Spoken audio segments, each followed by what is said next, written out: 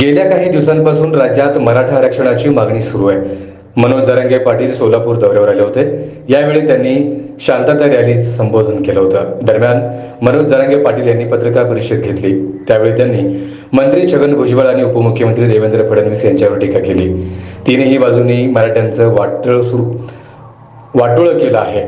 तुम्ही 10% आरक्षण देऊन आमचं वाटोळं केलं, EWS रद्द करूनही मराठ्यांचं वाटोळं केलं आहे, असा आरोपही मनोज जरांगे पाटील यांनी राज्य सरकारवर केला आहे। यावेळी मनोज जरांगे पाटील यांनी प्रकाश आंबेडकर यांना प्रत्युत्तर दिलं।